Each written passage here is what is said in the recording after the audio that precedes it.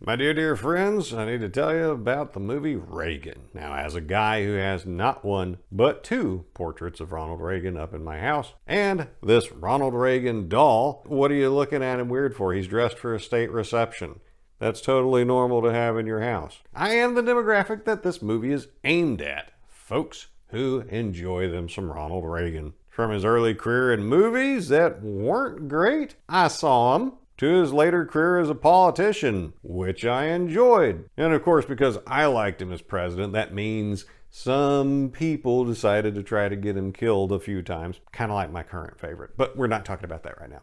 So the movie Reagan, it's about 2.5 hours, and apparently the uncut version that they had put together was over 3 hours. It seems like a lot because most biopics, they focus on one significant period of time in the subject matter's life because most people are only known really for one thing. Now, they might ride that horse for a while, but it's just the one thing and one real critical formative event that the movie gets made about. But with Ronald Reagan, the dude lived for a long time and he did some dramatic stuff at different parts of his life. So conceptually, how do you narrow down a movie? How do you focus a script around the single defining event of Ronald Reagan's life? You can't. That's the simple answer. You can't. And so the movie that we get is almost like a docudrama where the overall movie is framed by an interview between an up-and-coming Russian politician and an old KGB analyst played by Jon Voight. Because the Russian wants to know, why did Russia fail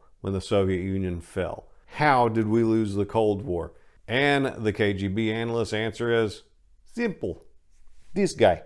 And Jon Voight's character goes on to discuss what he means by this guy's the reason that we lost by introducing different episodes that talk about the portions of Reagan's life that we see in the movie. Because the dude fought commies while he was in Hollywood. He was in Hollywood on his own and he lost a wife that way, but he also gained a wife that way. He got involved in politics, became governor of California, and then president. Each of these are significant stories, and so we get snapshots of the things that went into those events happening.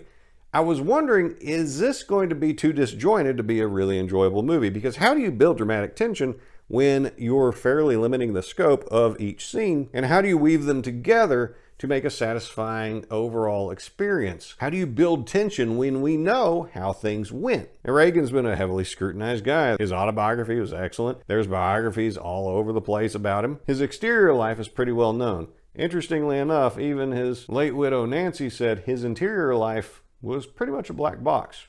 She didn't know what his inner life was like. He kept himself to himself. But I'm pleased to report that my doubt about all that being able to come together to an overall enjoyable cinematic experience, they pulled it off. I left that theater feeling very good about having gone to see it. I was very satisfied by the experience. And yes, a narrative arc of Ronald Reagan against communism is what we get in the movie. We get a lot of humor, we get plenty of good performances, and the man himself is played by Dennis Quaid, who's done a lot of interviews about this movie, and he's professed to having been a Reagan fan from since he was a little kid. He was both terrified of doing the role, and I think he did the best job any actor could of nailing his mannerisms, his voice, his look, all that stuff. And before any of you say, what are you talking about? Ronald Reagan's a little old man. Well, one, Dennis Quaid's old, but Ronald Reagan was also quite fit and tall. People forget about how tall presidents usually are. And so Dennis Quaid's stature, I think, fits the man pretty darn well. And we get a heck of a cast, most of whom we only see in one scene, so just for a few minutes maybe. But fortunately, Nancy Reagan is played by Penelope Ann Miller, who we recently talked about on this channel in my review of Witch Hunt, and she does a fantastic job as Nancy Reagan. And it's really reminded me of what a good actress Penelope Ann Miller is. So I'm quite the fan of that. But let me tell you who all is in this thing, because it's like a greatest hits